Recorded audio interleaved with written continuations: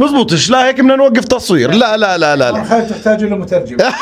هذا يعني الكركية لما بده يحكوا بدنا مترجم لهم عشان نفهم عليهم احنا. الله يسعد دين الكرك. بدنا تحكي بلهجتك الكركية بالله عليك.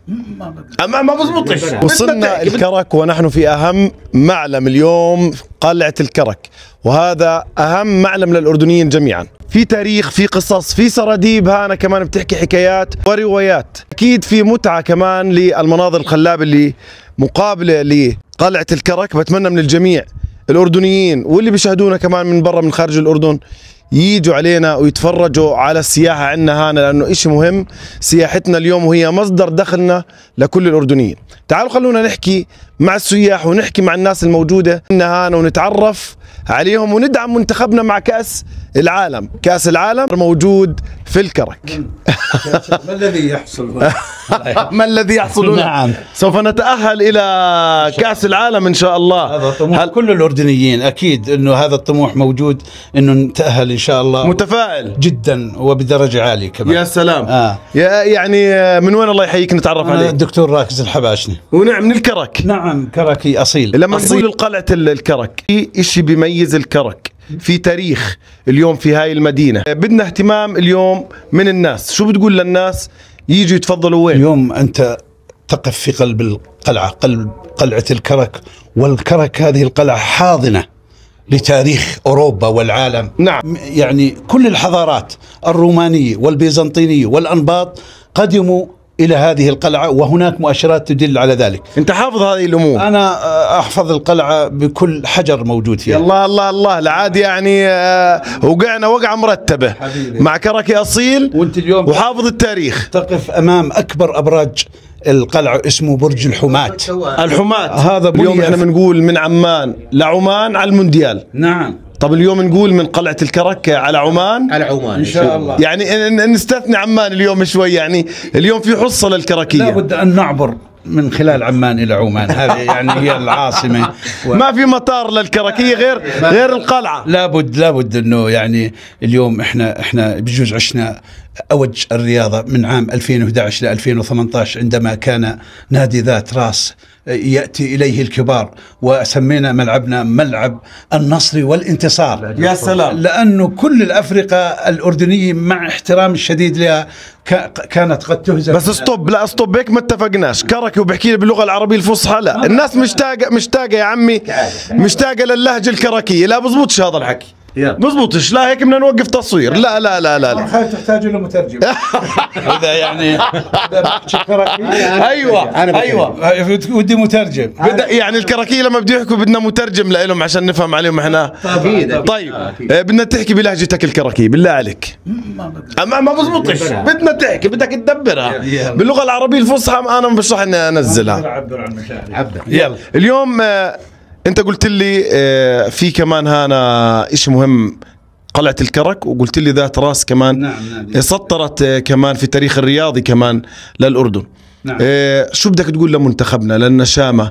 وهل في اليوم نشمي من النشامة الموجودين بالمنتخب طلع من الجنوب من الكرك؟ أكيد الكرك أنجبت يعني لاعب بلهجتك. والدتي يعني أنا ما احكي معك باللغه العربيه الفصحى، تقلب لنا على اللمبي هسه ولا ايش؟ ما بزبط، بدك تحكي بلهجتك. طيب هذا حكي البركه. ايوه هذا حكي. ايوه شايف. فالكرك ولادي، ويعني أيوة. كان لها دور كبير بان كان هناك لاعبين. الله يسعد دين الكرك. ايوه لما يحكي بلهجته بتفهم عليه.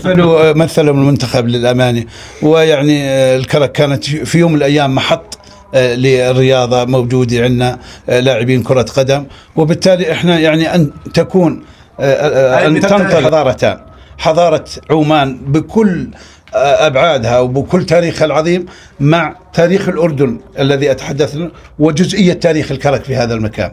عنصر انت للكرك اليوم يا عمي. انتم في الكرك عندنا لابد ان نحكي عن الكرك. عن مين نحكي؟ لا يعني بدنا ناخذ كل انا دائما بقول الاردن مهد الحضارات. نعم صحيح. وبالتالي انا بقول دائما انه الحضاره العمانيه موجوده في عمان، الحضاره المؤابيه في الكرك، الحضاره الادوميه في الطفيله، الحضاره النبطيه في البتراء. احنا موطن الحضارات في العالم. الاردن يجب ان ترفع راسك فوق، ان تفتخر بانها حاضنه للتاريخ، حاضنة للحضارات العالم منذ آلاف السنين، وبالتالي نحن جزء من هذا التاريخ العظيم.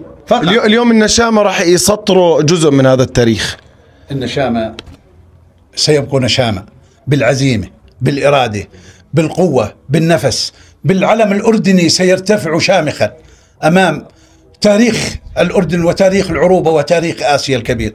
الآمال موجودة والطموحات، لكن يجب أن يلعبوا بمعنوية عالية ويعني بتكتيك فني رائع كبير، وإحنا معلقين الآمال على هذا الجيل الذهبي، كما هذا هو الكأس الذهبي. أنا أعتقد هذا الجيل الذي يقوده يعني التعمري ويزن النعيمات، إحنا في ذروة العطاء وذروة الاحتراف وذروة أن يكون الأردن قادم بإذن الله إن شاء الله. طلع إخواننا الأجانب الله صورة عليهم. حياكم الله.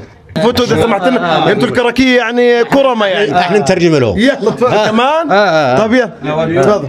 Where are you from? Germany and the Netherlands. German. سنلعب مع ألمانيا قادما. إن شاء الله كأس العالم نلعب معاهم في ألمانيا. إن شاء الله. Maybe in future we will meeting. احنا نطلب بس يعني مطالبة يعني من اتحادنا الكريم. نعم. ومن الصحافة والإعلام إنه يعني يعني إنه بلاش يتعاملوا مع لاعبين ومع المدربين في نفسية، لأنه هي النفسية هي اللي تأثر على المنتخب. نعم. يعني إذا اللاعب كان نازل على الملعب ونفسيته مرتاحة راح يحسمون، راح نحسمها من عمان إن شاء الله. إن شاء الله يا رب. لكن الكلام صارت العراق كمان من كوريا كمان طبعا مهمة، يعني مهمة جدا، حتى لو تعادل يعني وأنت تفوز انتهى الموضوع، يعني ما في مجال. صحيح. بتقول لهم هذول الجماعة من ألمانيا قادمين، وبنقول لهم هذا يعني الأردن سيحصل على كأس العالم. ربما يكون هناك لقاء مع ألمانيا مع المنتخب الألماني، لأنه إذا صعدنا إلى كأس العالم سنلتقي مع منتخبات كبيرة وعظيمة ولدينا الإرادة. شو ألمانيا؟ احنا أقوى من ألمانيا معنويا ولكن تكتيكيا هم أقوى. ألمانيا يعني هذا وانت كراكي لازم ترفع معنوياتنا يا سيدي. مالينا كمان أن تكونوا أكثر واقعية، يعني كمان هذه ألمانيا من لعبة. يسعد دينا بدنا نفوز على ألمانيا، والله أنا يعني أقوى صرنا إن شاء الله إن شاء الله. It's time. بتقول في المرة القادمة إحنا بنفسح أمام كل مجال وتستطيعون أن تفوزون كيفما تشاءون. إن شاء الله. تخيل إنه نفوز على ألمانيا يا إخوان. إن شاء الله إنه نشامة قدها وراح يفرحونا إن شاء الله. إن شاء الله يا رب. Jordan to the World Cup.